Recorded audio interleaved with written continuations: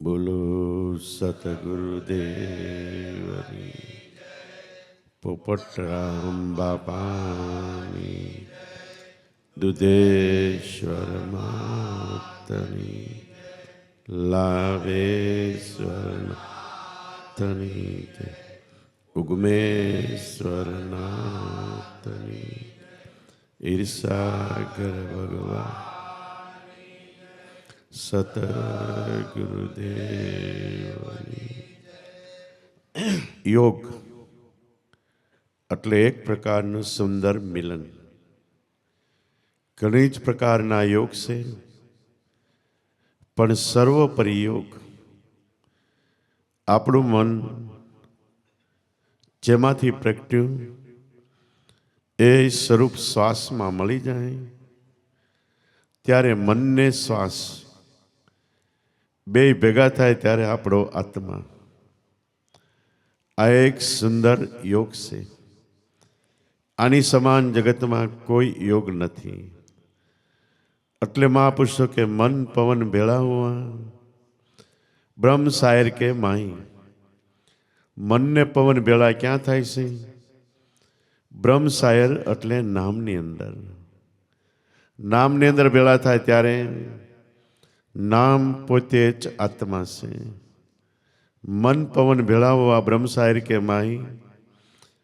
અને ભેળા થયાનું પ્રમાણ કે જ્યાં બાજા બાજતા ગેબકા ઓ દિશત નાહી.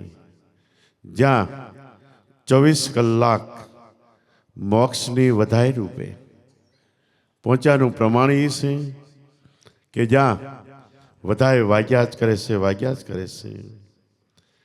એ બાજા બાજત ગેબકા દિશત નહીં. અવાજ ક્યાંથી આવે છે, કોણ અવાજ કરે છે એ ખબર નથી પડતી, પણ સંભળાય છે ખરો. આ એક ઊંચામાં ઊંચો યોગ છે. આનું વિભાજન કરીને સંતો મહાપુરુષોને છેલ્લે કૃષ્ણ ભગવાને પણ ગીતામાં 3 યોગ કીધા: કર્મયોગ, ભક્તિ યોગ અને જ્ઞાન યોગ. કર્મયોગનો પહેલો સીધો અર્થ કંઈક કરવું. આને કર્મયોગ કીધો છે, પણ ઓટોમેટિક આપણી અંદર આપણું મન કંઈક ને કંઈક કર્યા જ કરે છે. એટલે કર્મયોગ આપણા મનની અંદર ઓટોમેટિક ચાલુ છે. બીજો ભક્તિ યોગ એટલે ભગવાનની અનન્ય પ્રેમથી ભક્તિ કરવી, યાદ કરવા, એનું સ્મરણ કરવું. આ ભક્તિ યોગ છે. આની અંદર પણ જગતના લગભગ મનુષ્યો ઈશ્વરને યાદ કર્યા જ કરે છે. ત્રીજો જ્ઞાન યોગ છે, એટલે ઈશ્વર સ્વરૂપનું અનન્ય પ્રેમથી ધ્યાન કરવું. આમાં પણ કેટલોય સમાજ છે, પણ આ એક ઉપરની વાત થઈ. આધ્યાત્મિક દ્રષ્ટિએ, આપણી દ્રષ્ટિએ કર્મયોગ કોને કીધું કે આપણું સંચળ સફળ મન સ્થિર નથી રહેતું. એને કંઈક ને કંઈક કર્મ કર્યા કરે છે. પણ સૌથી ઊંચામાં ઊંચું જેને નામનું સ્મરણ આપી દેવામાં આવે, આ સ્મરણ કરે એ ઊંચું કર્મ છે. પણ એની સાથોસાથ જો કંઈ પણ તન મન ધન લગાવીને સેવા કરે સદગુરુની, તો કર્મયોગ જલ્દી પાકે છે. ભક્તિ યોગ આપણે માટે ગુરુ મૂર્તિનું ધ્યાન છે. અને અનન્ય પ્રેમથી આપણે કીધું એમ ખરેખર એની તન મન ધન લગાવીને સેવા. એ કરતાં કરતાં પ્રેમ પ્રગટે એ ભક્તિ યોગ, અને આપણું મન લય થઈ જાય, સમાઈ જાય, એ જ્ઞાન યોગ છે. નરસિંહ મહેતા પહેલા કર્મ ભક્તિમાં હતા, અને એમાં પણ એટલી બધી લગ્ની, એટલો બધો ભાવ પ્રેમ કે ખોવાઈ જાય. એને મૂર્તિની પૂજા કરતા પણ એ મૂર્તિ નથી, સાક્ષાત ભગવાન છે. એ ભાવથી પૂજા કરતા તો ક્યારેક એ ભાવ વહીમાં આવી જઈને પોતાના દેહનું ભાન ભૂલી જતા.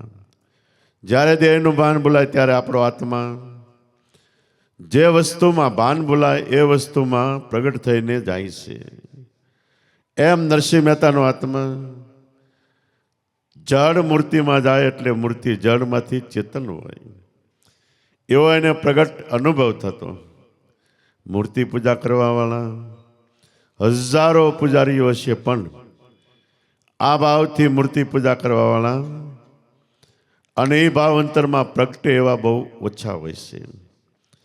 અને નરસિંહ મહેતા પછી એમ કહેવા માંડ્યા કે મને ભગવાન વેણે વાતો કરે છે, એટલે હું એમાં તદાકાર થાવ ત્યારે એ મને દર્શન આપે છે. જેવી મારી ઈચ્છા એ પ્રમાણે દર્શન આપે. કબીર સાહેબ ફરતા ફરતા એ તરફ આવ્યા અને એણે આ વાત સાંભળી જુનાગઢમાં. નરસિંહ મહેતા પાસે ગયા, ઘડી બે ઘડી આ જ્ઞાન ધ્યાનની વાતો કરી. પછી નરસિંહ મહેતા કે તમને ભગવાન પ્રગટ દર્શન આપે એ વાત સાચી? તો કે હા. કબીર સાહેબ કે મને દર્શન કરાવશો? જરૂર. આજે સાંજે આરતી થાય ત્યારે હું દર્શન કરાવીશ.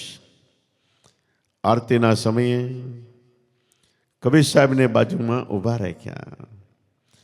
આરતી કરતા કરતા નરસિંહ મહેતા એકદમ જડ થઈ ગયા. કબીર સાહેબ સમજી ગયા કે આનો જ આત્મા મૂર્તિમાં ચેતન રૂપે આને જ દર્શન આપે છે. જાગ્રત થઈને નરસિંહ મહેતા કે દર્શન કર્યા? કબીર સાહેબ કે નહીં. તો કે બીજા દિવસ આરતીના સમયે કબીર સાહેબને બાજુમાં ઉભા રાખ્યા. કબીર સાહેબ કે જ્યારે ભગવાન દર્શન તમને આપે ત્યારે એનો બાવડો પકડી લેજો. નરસિંહ મહેતા કે ભલે. મૂર્તિ પૂજા કરતા કરતા પોતે જળ બન્યા ત્યારે કબીર સાહેબે હળવેક દઈને ગાલ ઉપર થાપલી મારીને કીધું બાવડો પકડી લ્યો. નરસિંહ મહેતાએ બાવડું પકડ્યું, જાગૃત થઈ ગયા, પણ બાવડું પોતાનું હતું. ત્યારે એને એમ થયું કે આ શું? કબીર સાહેબ કે સમજાણું? નરસિંહ મહેતા કે નહીં. ત્યારે કબીર સાહેબ કહે છે કે તે તારું બાવડું પકડ્યું એટલે તું જ પોતે સામે જે કૃષ્ણને માને છે એ તારો આત્મા, એ જ કૃષ્ણચંદ્ર આત્મા છે. આ ચેતન સામે જાય એટલે તને દર્શન રૂપે અનુભવ થાય, પણ હકીકતમાં તું જ પોતે આત્મા, પરિબ્રહ્મ પરમાત્મા ભગવાનનો અખંડાનંદ સ્વરૂપ છે. જેમ કૂતરાને આખું કાચનું કેબિન હોય, એમાં પૂરવામાં આવે તો એ ભસ્યા જ કરે, ભસીને મરી જાય. કારણ કે પોતાની સામે કેટલાય કૂતરા દેખાય, પણ એ પોતે જ છે એવો એને ખ્યાલ નથી આવતો. એમ આપણે જગતમાં ભગવાનને નામે જપ તપ તીરથ હોમ હવન યજ્ઞ વ્રત ઉપવાસ નિયમ જાત્રામાં ગમે ત્યાં જાય બધે સામે પ્રતિબિંબ રૂપે આપણે પોતે જ છીએ. બિંબ રૂપે એટલે અસલ સ્વરૂપે તો આપણો આત્મા જ છે. આ અનુભવ થયો ત્યારે કબીર સાહેબને નરસિંહ મહેતાએ પૂછ્યું કે તમે આ વાતથી કંઈક ઊંચી વાત જાણો છો? કબીર સાહેબ કે ઊંચી વાત એ છે કે તમારા દેહ મંદિરમાં તમારો રામ કે કૃષ્ણ જે ભગવાન માનો એ આત્મા સ્વરૂપે એનો પ્રગટવાસ છે. બહાર છે મૂર્તિઓમાં એ જળ સ્વરૂપે છે અને આભાસ માત્ર દેખાવ પૂરતી વાત છે. તમારી અંદર પ્રગટ છે. નરસિંહ મહેતા કે આની ઓળખાણ? તો કે એની ઓળખાણ માટે પ્રગટ મહાપુરુષોએ જે આ અનુભવ કર્યો હોય એ અનુભવ સિદ્ધ મહાપુરુષોનું શરણ ગ્રહણ કરવું. નરસિંહ મહેતાએ કબીર સાહેબનું શરણ પકડ્યું. કબીર સાહેબ કે મારીથી અહીંયા જાજો ટાઈમ રહેવાય એમ નથી, મારે મારા વતનમાં જવાનું છે, પણ તમારે જુનાગઢમાં આટા મારવાના, જ્યાં જ્યાં ભજન હોય ત્યાં બેસવાનું, સત્સંગ સાંભળવાનું. સાંભળતે વખતે જે જ્ઞાન ધારા વહેતી હોય એ જ્ઞાન ધારા તમારી માથે લેવી. કે આ વાત મને પોતાને જ કહેવામાં આવે છે. અને જ્યારે તમને સાંભળતા સાંભળતા રોમાંચ ખડા થઈ જાય અને કોઈક અલૌકિક ભૂમિકામાં તમે હો એવો અનુભવ થાય, એ મહાપુરુષોનું શરણ પ્રકટજો. નરસિંહ મહેતા રાતના જુનાગઢમાં આટા મારે. એકવાર ફરતા ફરતા ગિરનારની તળેટીમાં, અત્યારે દામોકુંડ છે, એના કાંઠાની ઉપર થોડે ઊંચે દામોદર દાદા કરીને બ્રાહ્મણ રહેતા. એમ કહેવાય છે કે રામચંદ્ર ભગવાનનો અવતાર હતા. અને ત્યાં ભજન ચાલુ હતા, એમાં નરસિંહ મહેતા જઈ ચડ્યા. પાછળ બેઠા છે. ભજન પછી દામોદર દાદાએ સત્સંગની શરૂઆત કરી. ભાઈઓ, સત્ય એ જ આપણો આત્મા છે, પણ સત્ય બોલવું એટલી મર્યાદિત વાત સત્યની નથી. એક અનંત સત્ય એવું છે જે અનંત બ્રહ્માંડમાં વ્યાપક છે. એના વગર અણુ માત્ર જગ્યા ખાલી નથી. અને એ સત્ય એવું છે કે જેને જન્મ કે મરણ નથી, આવવા કે જવાનું નથી, થવા મટવાનું નથી. એક જ ધારું કાયમ, નિત્ય, અખંડ, અમર, અવિચળ સ્વરૂપે છે. અને આ સત્યનું ઓળખાણ આપણા દેહ મંદિરમાં થાય છે. આપણા દેહ મંદિરમાં પણ ક્યાં કે સ્થૂળ અને સૂક્ષ્મ બે દેહ છોડીને ત્રીજો કારણ દેહ છે, જેને કહેવાય પવન, પ્રાણ, શ્વાસ. એની અંદર શબ્દ લાખો કરોડો છે, પણ એક શબ્દ બ્રહ્મ રૂપે, બ્રહ્મ એટલે પરમાત્મા સ્વરૂપે છે. એની અંદર એ શબ્દ બ્રહ્મ છે, અને એ શબ્દનું રટણ કરો એટલે બ્રહ્મ એની અંદર છે. વેલા મોટો એની અંદરથી સાક્ષાત્કાર છે. તો જાણવા જેવો, જોવા જેવો, અનુભવવા જેવો એ અનંત સત્ય સ્વરૂપે આપણો આત્મા, બીજું રૂપ શબ્દ બ્રહ્મ સ્વરૂપે છે. અને આની ઓળખાણ એ નિરાકાર છે. એટલે ડાયરેક્ટ સીધું આપણું મન નિરાકારને જોયો નથી એટલે પકડી નથી શકતું. પણ જેણે અનુભવ કર્યો એવા તત્વતા બ્રહ્મનિષ્ઠા, બ્રહ્મમાં જેની નિષ્ઠા અંતરનો દોર બંધાયેલો છે, ક્ષોત્રી સારી રીતે જ્ઞાન ગંગા વાવીને આપણા મનનું સમાધાનમાં લઈ જાય એવા મહાપુરુષોનું શરણ મળે તો આકારમાંથી નિરાકારમાં લઈ જાય. આકારમાંથી નિરાકારમાં કેવી રીતે લઈ જાય કે સત્સંગ કરતા કરતા આપણો આકાર દેહ છે, એ નિરાકાર ભગવાન આત્માને રહેવાનું મકાન છે. પણ આકાર દેહ છે એકવાર પડી જવાનો છે. એટલે આકાર દેહની ઉપર જેટલો આપણે મોહ મમતા છે છોડી દઈને નિરાકાર આત્મા છે એમાં અંતરનો દોર બાંધવો. અને એ દોર ત્યારે જ બંધાય કે આકાર દેહ ઉપર સર્વ પ્રકારનું પ્રભુત્વ. એટલે આપણા મનનું વસ્તુ નહીં રહે કે દેહ મારો નથી, ત્રણ કાળમાં હું દેહ નથી.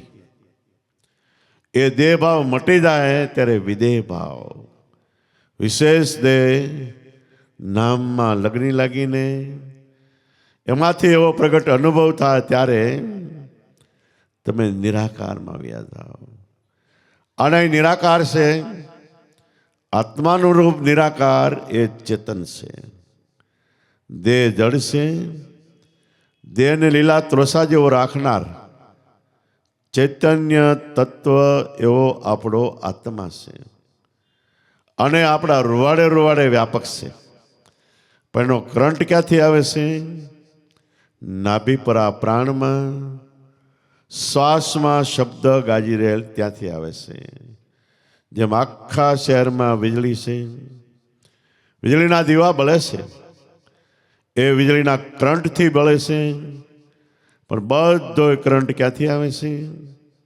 ઉકાય કે ધુવર્ણ, જ્યાંથી વીજળી ઉત્પન્ન થતી હોય ત્યાંથી કરંટ વાયર મારફત ચાલ્યો આવે છે અને વહેંચણી થતા થતા ઘેરે ઘેરે એનો પ્રકાશ છે. એમ આપણા દેહ મંદિરમાં શબ્દ એ ખરેખર ચેતનનું કારખાનું છે. એમાંથી ચેતન પ્રગટ થઈને આખા દેહની અંદર રોમે રોમની અંદર એનો પ્રકાશ પથરાય છે. અને આપણા દેહમાં સેવું નહીં, જગતની અંદર એના વગર કોઈ ઠેકાણે અણુ માત્ર જગ્યા ખાલી નથી, ચેતન જ્યાં ન હોય. એટલે કૃષ્ણ ભગવાન ગીતામાં કે અર્જુન મારો અણુ અણુમાં વાસ છે, જડમાન ચેતનમાં બધે વાસ છે. મારા વગર જગતની અંદર કોઈ પણ એક દોરાવા જગ્યા ખાલી નથી. અને આપણે ભણતા તે આવતું કે આસપાસ આકાશમાં અંતરમાં આભાસ, આસપાસ આજુબાજુમાં આકાશમાં જ્યાં દ્રષ્ટિ કરો પણ એનો આભાસ, ભાસ સાચે સ્વરૂપે ક્યાં છે? કે આપણા દેહમાં અંતરમાં છે. અંતર એટલે પ્રાણ, અંતરમાં આભાસ. તો ચેતનનો સિંધુ દરિયો અનંત બ્રહ્માંડમાં વ્યાપક છે અને આપણી અંદર એનો પ્રગટ અનુભવ થાય છે. એકવાર જો આમાં અનુભવ થઈ ગયો તો પછી ઘટ મઠ પટ દર્શાયા. ઘટ એટલે દેહ મંદિરમાં પ્રાણ, મઠ એટલે મંદિરોમાં ઈ છે અને દરેકના દેહમાં પણ ઈ છે, અને પટ એટલે આખા વિશ્વમાં અનંત બ્રહ્માંડોમાં ઈ છે.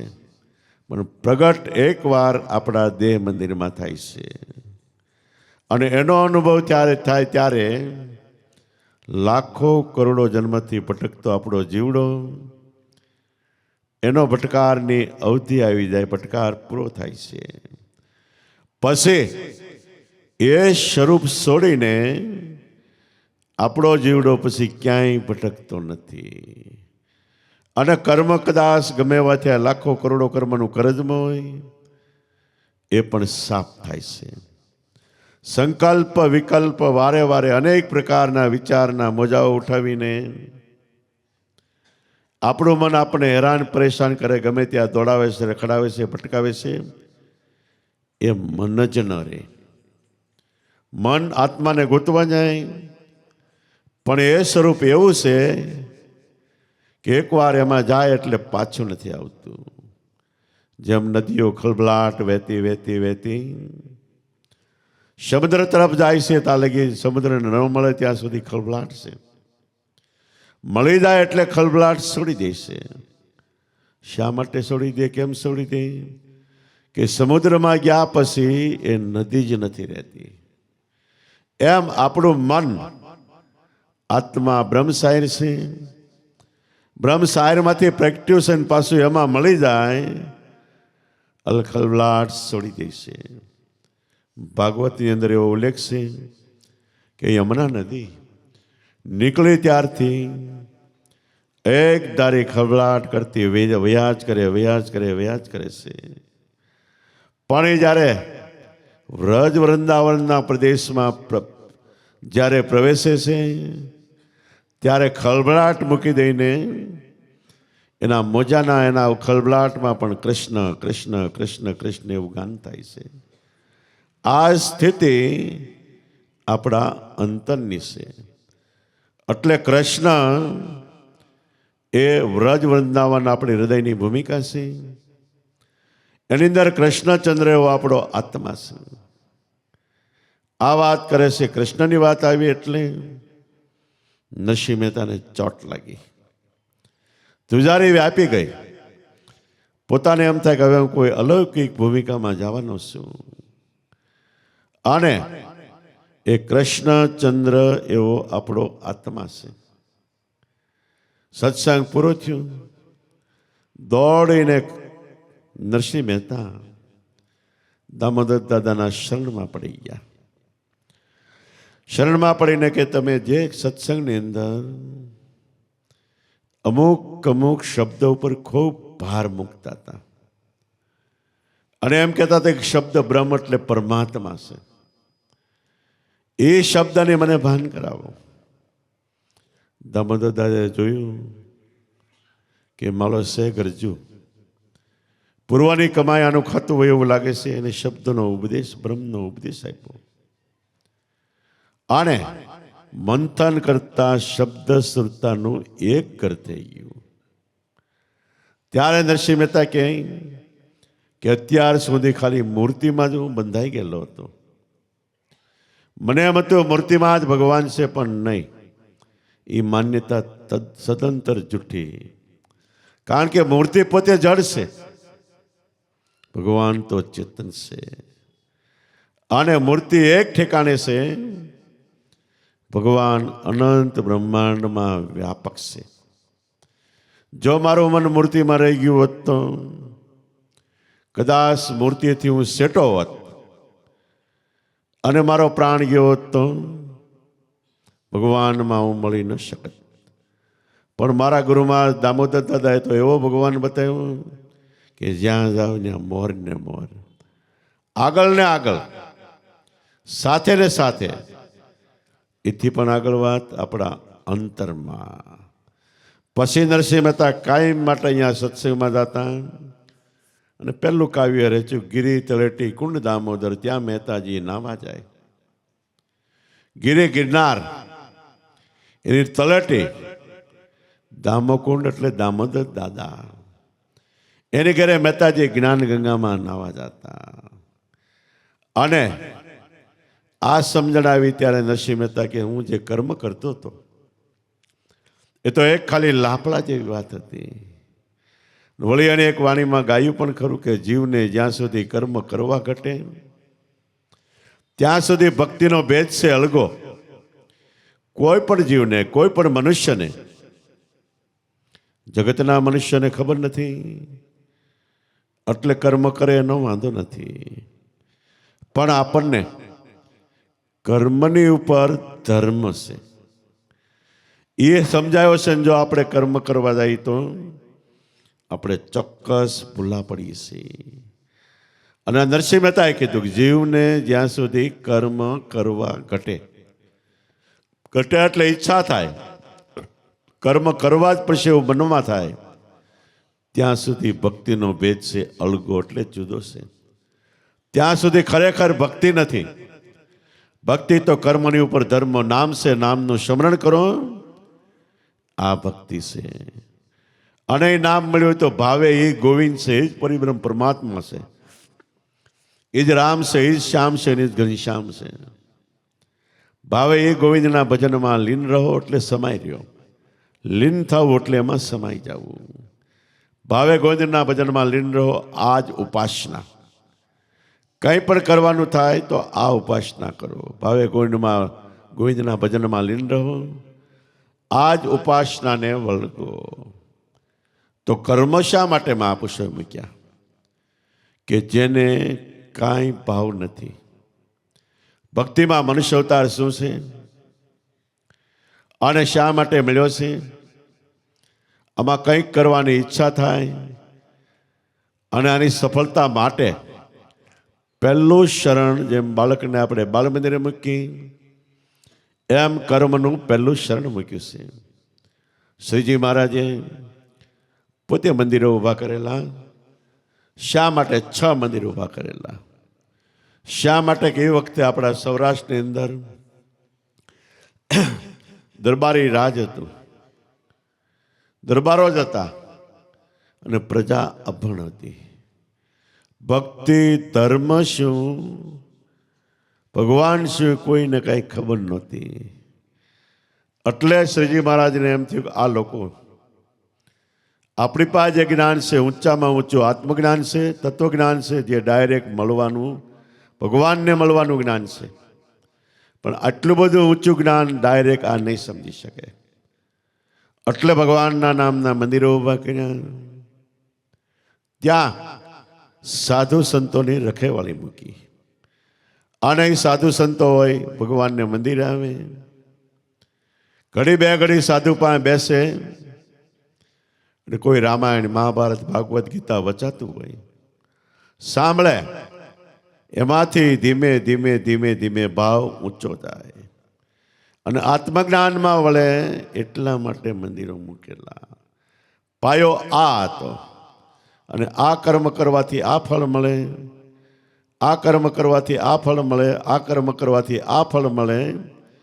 ફળની લાલચાએ માણસ કર્મ કરે અને એમાંથી ધર્મમાં જાય એટલે ફળની લાલચ મૂકી છે. અને બીજી રીતે ભક્તિમાં થોડા ઘણા કર્મ હોય તો એ મસાલા છે. જેમ આપણે દાળ બનાવી, શાક બનાવી કે કોઈ ફરસાણ બનાવી, એમાં ચટણી મીઠું મસાલાની જરૂર પડે, અને મસાલા ઉમેરા હોય તો એ વધારે સ્વાદિષ્ટ બને. મૂળ વસ્તુ તો જે આપણે દાળ શાક બનાવી, તત્વ વિટામિનો તો એમાં છે, પણ એ મોળા લાગે એટલે ખાઈ નહીં, તો ભાવતું કરવા માટે મસાલા ઉમેરવામાં આવે છે. એમ આપણે ભક્તિ તરફ વળીએ એટલે કર્મ મૂક્યા છે. પણ એ કર્મ જો વધારે થઈ જાય તો, દાળ શાક કે ફરસાણમાં જો મસાલા વધારે નાખી તો પેટ બળતરા થાય. એટલે માપસરના કર્મ, એમાં જેની પાસે નામ વચન છે, ગુરુ વચન મળ્યું છે, એને માટે તો મહાપુરુષો કહે છે કે ખરેખર ગુરુ વચન મળ્યું હોય તો કર્મ કરવાની ઈચ્છા થાય તો કર સદગુરુ કી સેવ. સદગુરુની સેવા તન મન ધન લગાવીને કરો. આ મોટામાં મોટો કર્મ યોગ છે. કર સદગુરુ કી સેવ ઓર સબ જૂઠી બાજી. આ બધાથી બીજી વસ્તુ બધી જૂઠી વાત છે. કર સદગુરુ કી સેવ ઓર સબ જૂઠી બાજી. તો આવી રીતે જે મહાપુરુષો ઋષિ મુનિઓએ વેદશાસ્ત્ર પુરાણોમાં કર્મ, ઉપાસના અને ભક્તિ ત્રણેય મૂક્યું છે. ત્રણેય શા માટે મૂક્યું? કે ગમે એવો મનુષ્ય ગમે એ પુસ્તક વાંચે, એને પોતાને જે પોતાનું જેવું મન છે, પોતે કર્મ ઉપાસી હોય તો એને એવી રીતે સમજાય, ઉપાસનાવાળા હોય તો એવી રીતે, ભક્તિ કરતો હોય તેને એવી રીતે સમજાય. એટલે ત્રણેય વસ્તુ મૂકી છે. પણ એમાંથી જેની સારગ્રહી બુદ્ધિ છે, સારગ્રહી બુદ્ધિ કેને કહેવાય? 1 મણ વેકરો હોય, એને 1 કિલો ખાંડ નાખી દો વેકરામાં. વેકરામાં ખાંડ નાખી દો, ભેળવી દો. પછી એ ખાંડ છૂટી પડી હોય તો વીણી વીણીને ઠાકી દો તો છૂટી ન પડે. ખાંડને છૂટી કોણ પાડે? કીડી પાડે. કીડી છે એક દાણો લઈને પોતાના દરમાં જમા કરે. એમ જેની સૂક્ષ્મ બુદ્ધિ સદગુરુ શરણે ગયા પછી જેનું વાસ્તવિક મન મટી ગયું, અંતરનું સ્થાનિક મન થઈ ગયું, એ સૂક્ષ્મ બુદ્ધિ છે. વાસ્તવિક એટલે મનના 2 ભાગ છે. એક જગતમાં રખડવા વાળું, એ જાડું મન છે, એ ખાંડ વીણી ન શકે. વાસ્તવિકમાંથી સ્થાનિક મન, અંતરમાં રહેવા વાળું મન જાગૃત થઈ ગયું. અને પછી તમે પુસ્તક વાંચો, સત્સંગ સાંભળો તો તમે જેમ કીડી ખાંડનો દાણે દાણો વીણીને દરમાં જમા કરે, એમ તમને જે ભાવતું ભોજન છે એ લઈ લઈને તમારા અંતરમાં, દરમાં એટલે દેહ મંદિરમાં જમા કરી શકો છો. આ કર્મ ભક્તિ અને યોગ એટલે જ્ઞાન, ત્રણેય વસ્તુનો સમન્વય છે. અને બાર દ્રષ્ટિએ જોઈએ તો રવિ સાહેબે કીધું પપિયલ, મીન અને વિહંગ. પપિયલ, મીન અને વિહંગ. પપિયલ એટલે કીડી, મીન એટલે માછલી, વિહંગ એટલે પક્ષી. 3 માર્ગ યોગના કીધા છે. એક કીડી માર્ગ, પપિયલ એટલે કીડી માર્ગ. આંબા ઉપર કેરી પાકે, કીડી ગમે એટલી દૂર હોય તો એને વાસ આવે છે, પણ ડાયરેક્ટ ઉડીને સીધી આંબા ઉપર જઈ શકતી નથી. ચાલતા ચાલતા ચાલતા થળિયું ગોતે, થળિયાથી ઉપર ચડે ડાળી, ડાળીથી પ્રડાળી, બીજી શાખા, ત્રીજી શાખા, ગોતતા ગોતતા ફળ સુધી પહોંચે છે. એ સ્વાદ ચાખી શકે છે, પણ વચ્ચે જો કીડી ચડતી હોય ને પવન આવ્યો તો હેઠી પડી જાય, કા કોઈ પણ માણસ ચડતો હોય એના પગ નીચે આવી તો સેપાઈને મરી પણ જાય છે. એટલે એ માર્ગ થોડો દુષ્કર છે.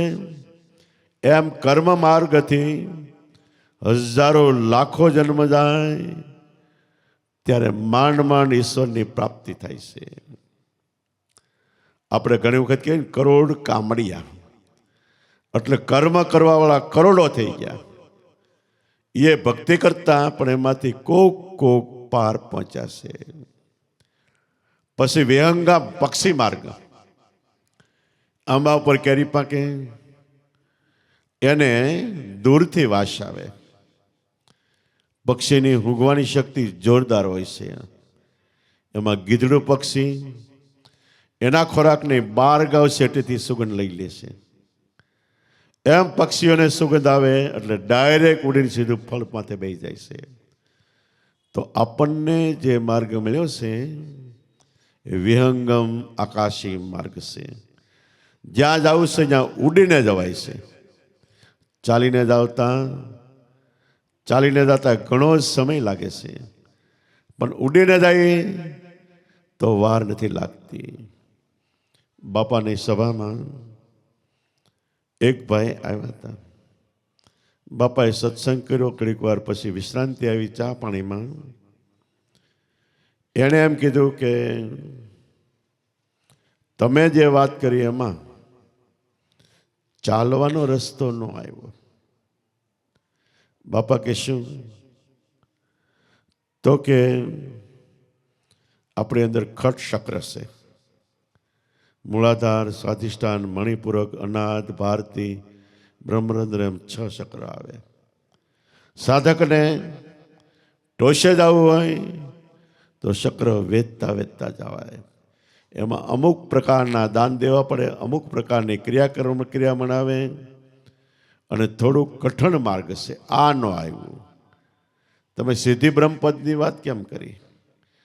અને સિદ્ધિ કેવી રીતે થાય? કે બાપા કે જો ભાઈ, અહીંથી અમદાવાદ જવું હોય તો હાલીને જાય કેટલા દિવસે પૂગે? કે 15, 20, 25 દિવસે પૂગે. સાયકલને જાય 5-7 દિવસે પૂગે. અને હાલીને જાય અને કેટલાય ખાડા ટેકરા, થાક કેટલું આવે ને, તો કે સાયકલને જાય અને થોડુંક ઓછી તકલીફ પડે. મોટર ગાડીમાં જાય તો આરામથી જાય, 8-10 કલાકે જાય. અને જેવી રીતે જે વાહનમાં જાય એની આજુબાજુમાં નદી, નાળા, પર્વતો, ઝાડ, ઝાખરા, કાંટા, કાંકરા બધું આવે. ટાઈટ તડકો એવા અનુભવ પણ થાય. અને મોટરમાં જાય તો એવા અનુભવ ઓછા થાય. પણ એ મોટર વસાવવા માટે પૈસા ટકા મિલકતની જરૂર પડે ને, તો કે બાપા કે પ્લેનમાં જાય તો અમરેલીથી ઉડે ને અમદાવાદ જતા 1.5 કલાક થાય છે. 1.5 કલાકમાં એને કોઈ રસ્તો કેવો રસ્તો જ ન આવે. નદી, નાળા, ખાડા, ટેકરા કાંઈ ન આવે. તો બાપા કે અમને એવા સદગુરુ મળ્યા છે કે ડાયરેક્ટ ઉડાડીને વિહંગમ, આપણે કીધું ને પક્ષી સીધું ફળ ઉપર જાય, એમ અમને એવો માર્ગ બતાવ્યો છે ફળ ઉપર જાય. તો એ ભાઈએ પૂછ્યું કે પક્ષી કોને કહેવાય? આપણી અંદર બાપા કે શબ્દ, ગુરુ વચન, એમાં સ્થિત વહી ગયું એટલે ડાયરેક્ટ ફળ આત્મા સ્વરૂપની સ્થિતિમાં સ્થિત પ્રજ્ઞ થઈ શકે છે સાધક. તો આવી રીતે 2 માર્ગ કીધા. એક માર્ગ મીન એટલે માછલીનો છે. એમાં અનેક સંતો, મહાપુરુષો, દેવી દેવતાઓ ચાલ્યા. કેટલું સહન કરીને ચાલ્યા, પણ એ ઠેઠ સુધી પહોંચી ગયા. અગાઉ ચાલ્યા એ પ્રમાણે આપણે ચાલીશી. અગાઉ કેવી રીતે ચાલ્યા, શું ભજન કર્યું, કેમ ભજન કર્યું, એ આપણને ખ્યાલ આવે છે. જેમ સમુદ્રની અંદર તોપના ગોળા જેવી માછલી હોય, માછલી ચાલી જાય છે અને આગળ પાણીમાં માગ કરતી જાય છે, પણ પૂછડો આવે એટલે માગ કરેલો માગ ત્યાં પાણી ભેગું થઈ જાય, માગ રહેતો જ નથી, માર્ગ રહેતો નથી.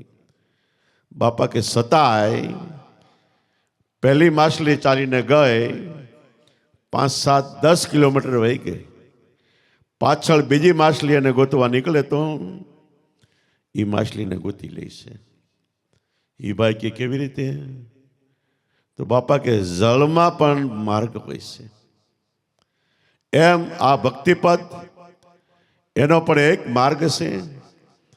આ માર્ગ આંખથી દેખાતો નથી, એટલે કૃષ્ણ ભગવાને ના પાડી ગીતામાં કે અર્જુન, તારે જો મારા વિરાટ સ્વરૂપના દર્શન કરવા, અનુભવ કરવો હોય તો ચામડાની 2 આંખ મૂકી દેવી પડે. તો એ માછલી જેમ બીજી માછલીને ગોતી લે, એમ સંતો ભક્તો જે માર્ગે આવેલા એ માર્ગ આપણે ગોતી લીધો છે. કારણ કે આ દ્રષ્ટિ તમને એમ થાય કે આપણે કેવી રીતે ગોત્યો, બહાર થોડી ઘણી વાત કરી, પણ આધ્યાત્મિક દ્રષ્ટિએ આપણો દેખાય સ્થૂળ દેહ, માલિપા બીજો સૂક્ષ્મ દેહ.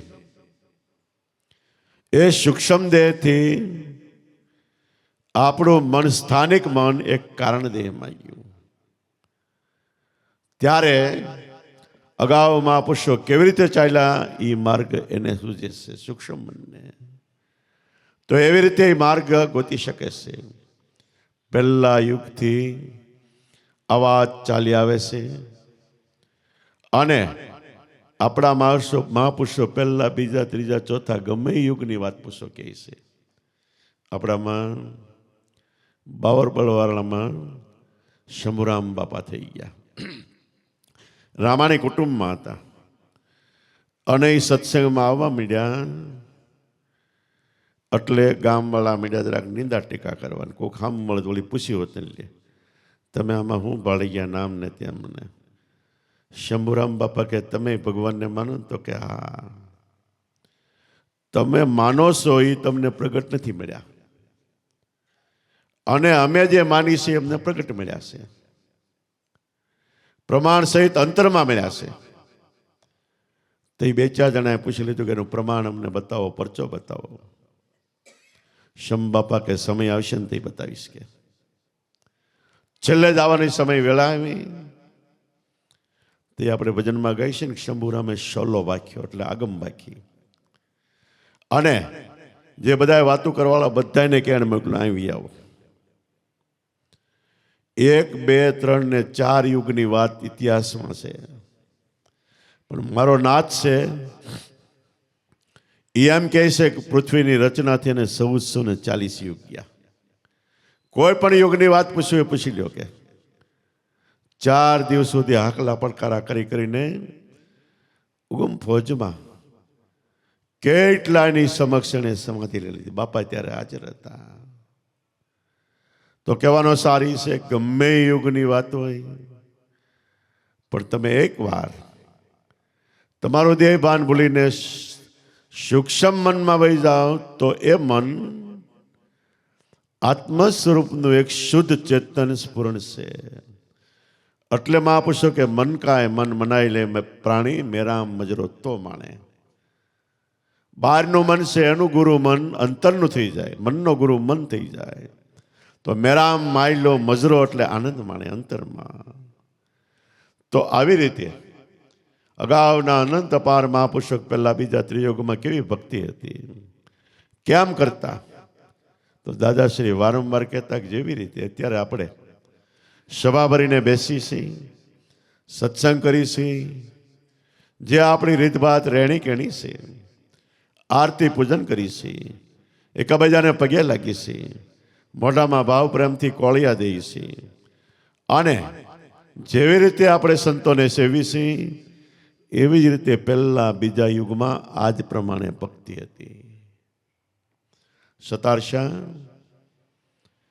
ગારિયા ધર્મમાં આવતા.